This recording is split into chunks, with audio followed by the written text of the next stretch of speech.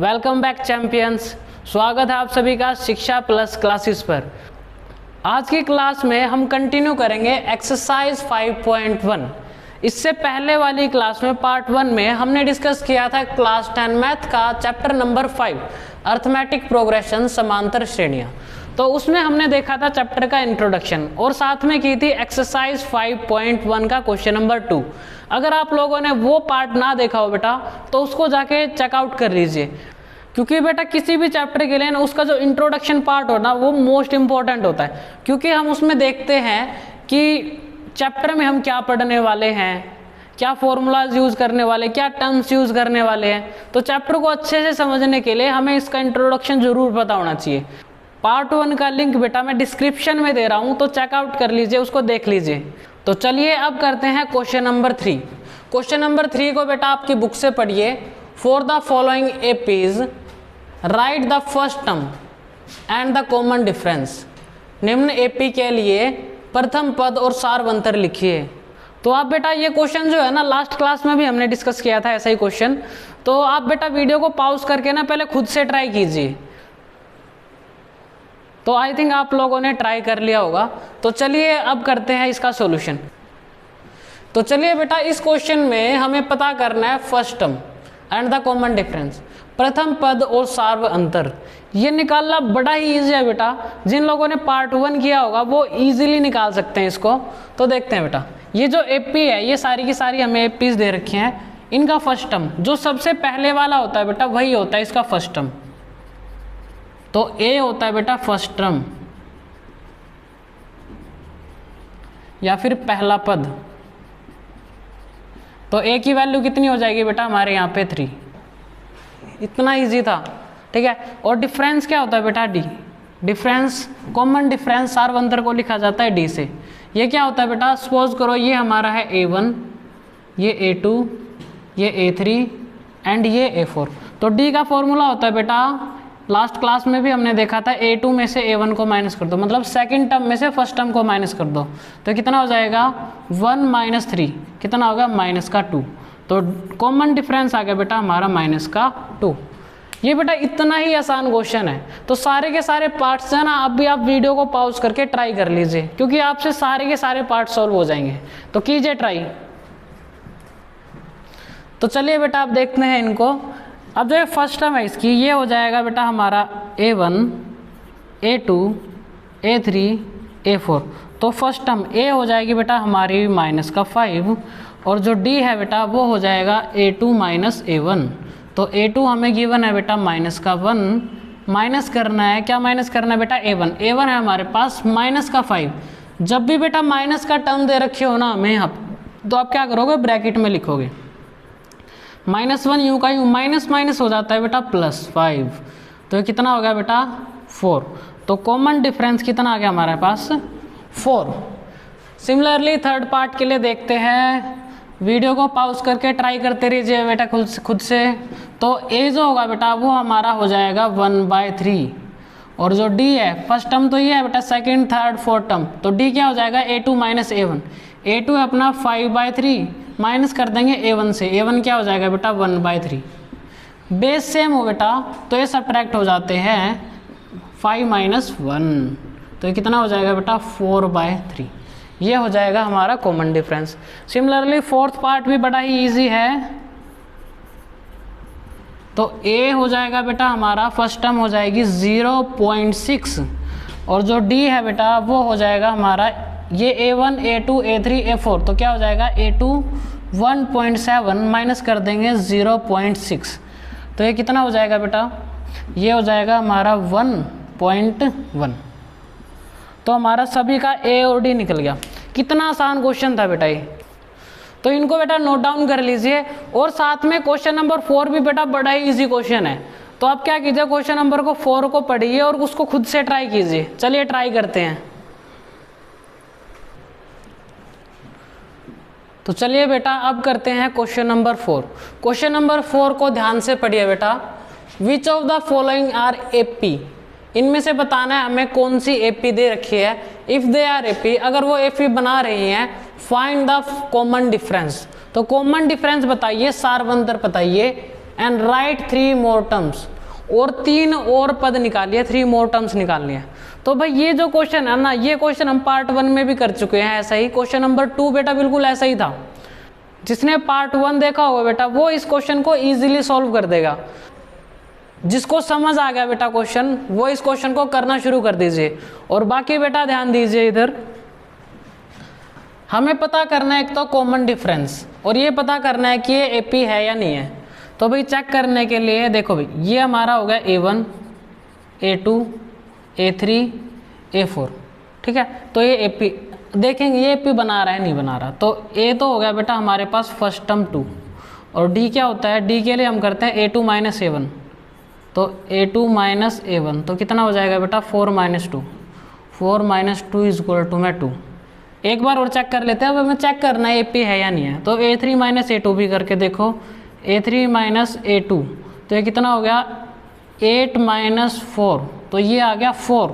जो डी है बेटा वो डिफरेंट आया, अलग आया, कॉमन नहीं है हमारा डिफरेंस। तो बेटा इट इज नॉट एपी, ये एपी नहीं है, ठीक है, यह एपी नहीं है। क्यों नहीं है, क्योंकि बेटा डिफरेंस जो है वो सेम नहीं आया। इसके लिए चेक कर लेते हैं बेटा हम सॉल्यूशन। तो भाई ये हो गया हमारा A1, A2, A3, A4, तो A तो हो गया हमारा 2। डी के लिए चेक करते हैं A2 - A1, तो 5/2 माइनस में कर देंगे A1, क्या हो जाएगा 2।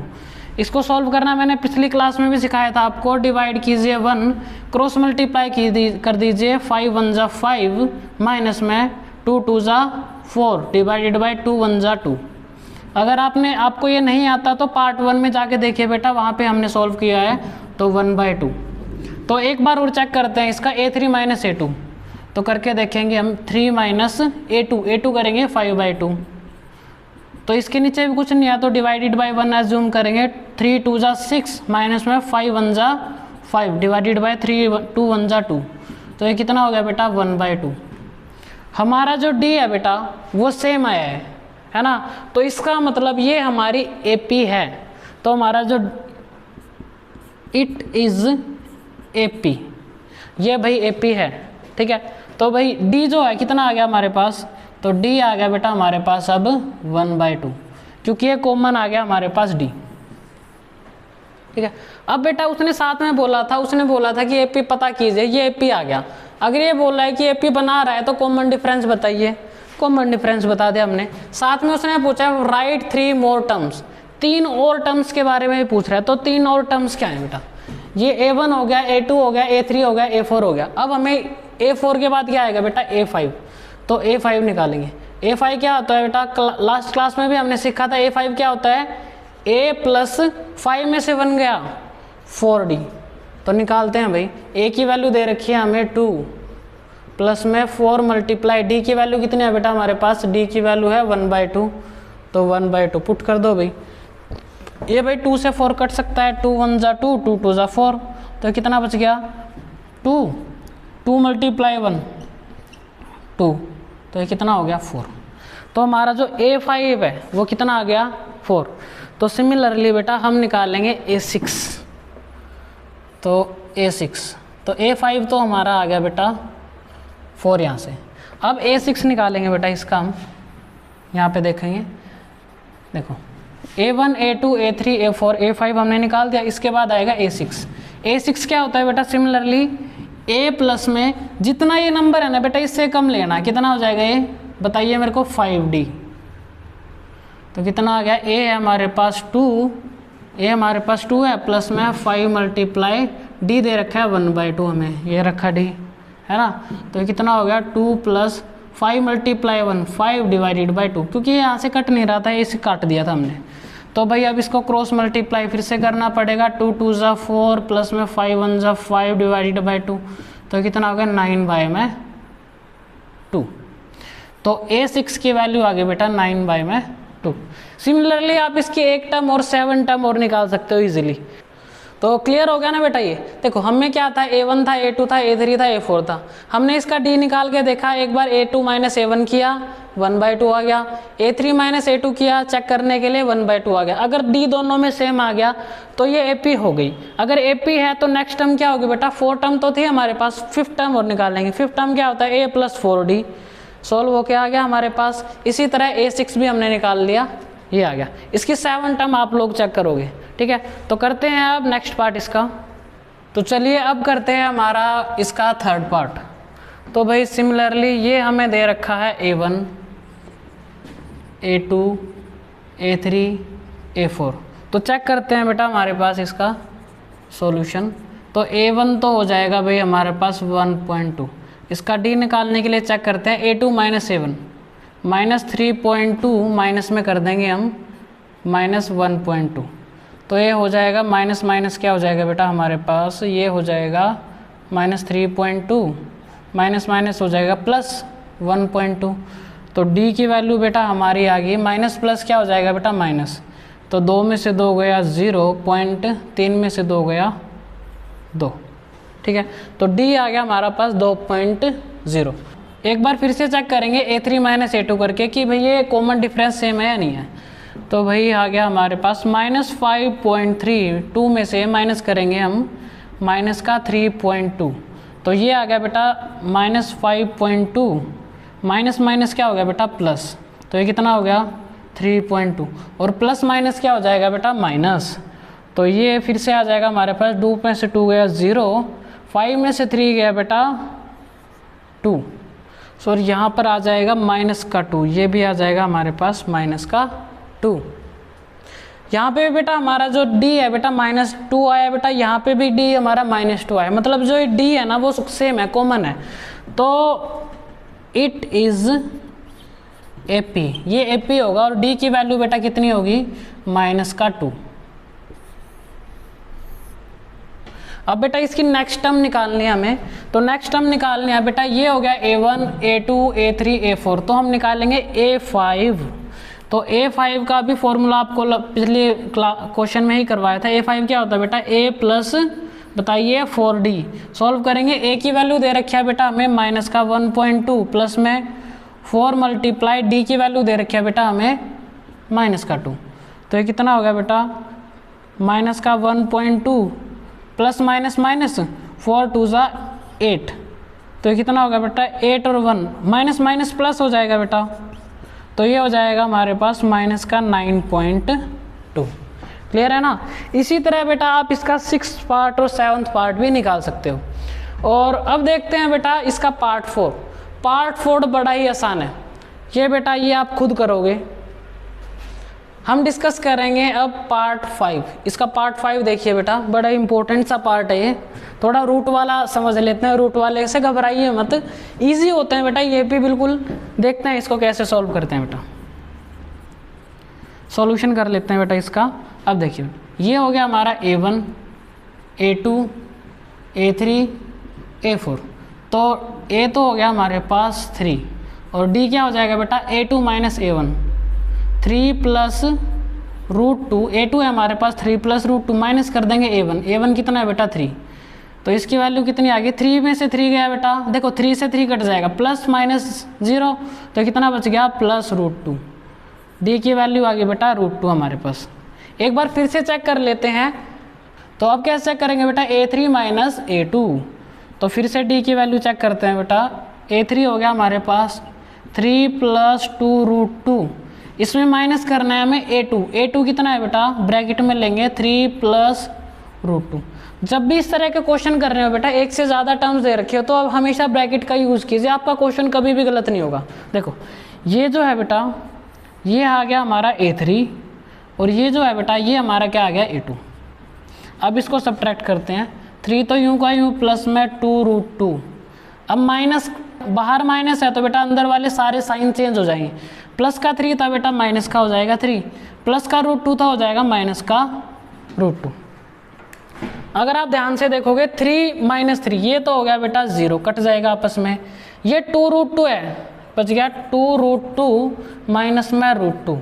देखो बेटा ये लाइक टर्म्स बोलते हैं इसको, ये 2√2 ये 1√2, तो 2√2 में से 1√2 गया तो क्या बच गया बेटा 1√2, तो d की वैल्यू आ गई √2। यहाँ भी d की वैल्यू √2 है बेटा, यहाँ भी d की वैल्यू √2 है, तो ये हमारा AP बनाएगा, तो इट इज AP, और d कितना आ गया बेटा हमारे पास √2। समझ गया ना। तो रूट वाले क्वेश्चन भी बड़े ही इजी होते हैं, ऐसा घबराने की जरूरत नहीं है रूट वाला देख के कि भाई हो ये क्या आ गया, तो आराम से सॉल्व हो सकते हैं जैसे कि हमने ये किया। अब इसका बेटा हम A1 A2 A3 A4 दे रखा है, उसने बोला था अगर AP है तो आगे की टर्म्स निकाले, तो हम निकालेंगे A5। तो देखोगे बेटा A5 कैसे निकलेगा, A5 की वैल्यू कैसे निकलती है बेटा A + 4D, तो ये A कितना दे रखा है हमें, A दे रखा है 3 प्लस में 4 × D कितना दे रखा है बेटा √2, तो कितना हो गया A5 की वैल्यू हो गई हमारे पास 3 + 4 × √2, तो 4√2, ये हो गया बेटा हमारे पास A5 की वैल्यू। सिमिलरली आप A6 की वैल्यू भी निकाल सकते हैं इजीली। तो क्लियर हो गया ना बेटा। अब इसके आगे के पार्ट आप वीडियो को पॉज कीजिए और ट्राई कीजिए सारे। तो अब देखते हैं बेटा इसका पार्ट 11। तो A जो है बेटा वो हो जाएगी हमारी फर्स्ट टर्म, तो A की वैल्यू होगी A। D क्या होता है बेटा A2 - A1, तो A² - A। इनमें से बेटा हम कुछ सब्ट्रैक्ट नहीं कर सकते क्योंकि ये पावर 2 है, पावर 1 है। तो देखते हैं आगे A3 - A³ - A², तो ये भी बेटा सोल्व नहीं हो पाएगा। जो D है बेटा हमारा डिफरेंस आया, तो ये AP नहीं है, ठीक है। तो अब जो है बेटा ये हमारे दो इम्पोर्टेंट पार्ट्स है इस क्वेश्चन के। तो ट्राई करते हैं पार्ट 12 को, इसको कैसे सोल्व करते हैं। इसको सोल्व करने के लिए बेटा हमें सबको है ना पहले रूट को ना सोल्व करना पड़ेगा। उसके लिए क्या करते हैं हम, √2 तो बेटा √2 ही होता है, इसके ना फैक्टर्स कर दो। 8 के फैक्टर क्या होता है 2 × 2 × 2, 2 दूनी 4, 4 दूनी 8। इसी तरह √18 के फैक्टर क्या हो जाएंगे बेटा 2 × 3 × 3, 3 दूनी 6, 6 तिये 18। तो √32 के फैक्टर्स क्या हो जाएंगे बेटा 2 × 2 × 2 × 2, जैसे 2 दूनी 4 दूनी 8 दूनी 16 दूनी 32। ये अब इसके फैक्टर्स हो गए हैं, ठीक है। अब आगे देखते हैं इसको सोल्व कैसे करेंगे। जो भी है बेटा, अब जो ये पेयर्स वाले हैं ना, पेयर्स वालों में से एक पेयर बाहर निकल आता है, तो क्या निकलाएगा बेटा 2 बाहर निकलाएगा, इसका अंदर क्या रह जाएगा √2।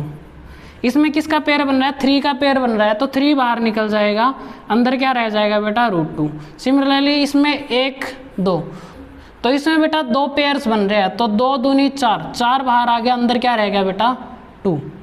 अब देखते हैं भाई इसको। तो हमारी जो फर्स्ट टर्म है बेटा, फर्स्ट टर्म तो होगी √2, ठीक है। और जो D है वो क्या हो जाएगा बेटा, ये A1 है हमारा, ये A2 A3 A4, तो क्या हो जाएगा 2√2, A2 में से माइनस कर दो √2, तो 2√2 में से √2 गया तो कितना बच गया बेटा √2। सिमिलरली चेक करेंगे A3 - A2, तो 3√2 में से माइनस करेंगे हम क्या 2√2, तो ये कितना आ गया बेटा 3। दोनों के पास √2 है तो सॉल्व हो सकते हैं, तो 3 - 2 1√2। अब जो D है बेटा दोनों में सेम आ गया, तो ये क्या बन जाएगा इट इज़ AP, और D की वैल्यू कितनी आ गई बेटा हमारे पास √2।